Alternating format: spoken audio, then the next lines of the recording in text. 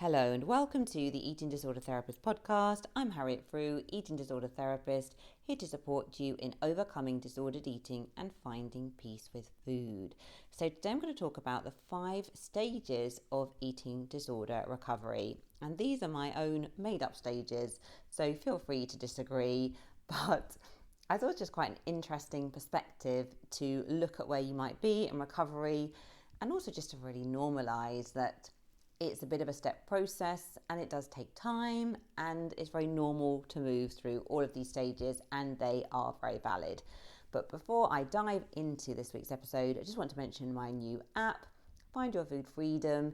If you are wanting to really heal your relationship with food, work on rejecting diet culture, understanding the psychology of your eating, work on motivation for change, work on emotions, work on body image, work on self-compassion, and have like daily check-ins where you can create goals and get feedback and really track your progress, this is the app for you. Go to the link in my bio, or if you're on Substack, you can click on the link there and it will take you through, and you have the option to either sign up for a year or you can sign up month by month and see how you get on. So yeah, I hope to see you on the other side. So let's talk about the 5 stages of healing your relationship with food. So number 1, the honeymoon phase. So an eating disorder usually starts out with the purest and noblest intentions, with no awareness or desire to walk the deepest, darkest paths that potentially lay ahead. It's often a health kick or a brand new sparkling eating plan that promises weight loss and miracle body changes in days. It begins with so much promise. And you feel in the beginning in control, superhuman, as if you found the perfect plan to solve all your problems. Compliments flow your way in abundance, and you have a distinct purpose that neatly categorizes the time blocks of your day. And others may wonder if you've taken things a little too far, but you'll be enthusiastically and genuinely will assure them that you're on a health kick and life has never held so much promise. And I guess I just want to say, like, when one is in that phase, it is a very genuine phase where you really genuinely feel that life is pretty good and that you have found the thing that you have been looking for all your life and now you are doing it. And it feels like this amazing time. And I think the sad thing is with an eating disorder is that honeymoon phase is often deeply embedded in our psyche and we're always trying to get back to it. Okay, but the realistic thing about the honeymoon phase is, I guess it was never really sustainable. It was the honeymoon phase. It was not living a real life with eating. Okay, phase 2, the darkness descends.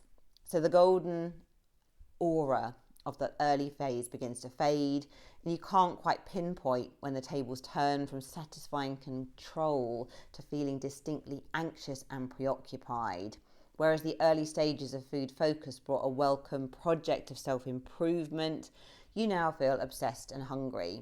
You find yourself dreaming and planning eating episodes from dawn till dusk with little room for other thoughts.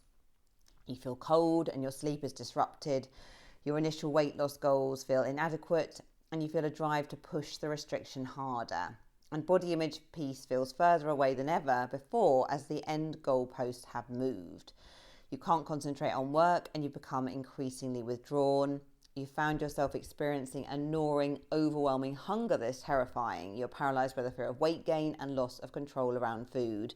You want to change and you don't. Ambivalence runs high.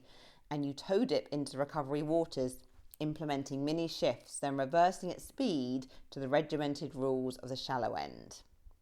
Okay, the next stage, number 3, quasi-recovery. So in quasi-recovery, you've made some progress, you're eating regularly and with more variety. You no longer stick rigidly to vegetables, fruit and low-fat yogurt. Absolutely, you can be extraordinarily even proud of yourself to get to this stage. It's not easy to engage with these practices when the eating disorder brain rules in full force. Food rules, though, are pronounced and ruling daily life still. And you may now be gym obsessed or counting macros or have strict timings around food. You look distinctly healthier and others assume that life is rosy, but mentally you're stuck in the hellish prison of food obsession. Anxiety runs high in maintaining the new rules and the isolation feels deeper than ever. And others assume that you are recovered, but you are far from it. The next stage, number 4, glimmers of hope. So life has opened up immeasurably and you're laughing again. You've got your sense of humour back. You're no longer tied to a regime that traps you in arduous and rigid routines. You feel connected to your friends again, and life feels sociable and fleetingly joyful. And you are studying or working in areas that inspire and motivate your life force. And mostly, food runs peacefully and neutrally in the background of your life. But sometimes fear rears its ugly head with a party or an unpredictable event that throws you off. The urge to restrict blasts loudly in your ears momentarily, but it quickly fades as your healthy mind programming is embedded now in your psyche. And the fifth stage is food freedom, the one that we all are aiming for. And this is very, very possible wherever you are. So, food freedom. Food is tasty, enjoyable, pleasurable, and functional.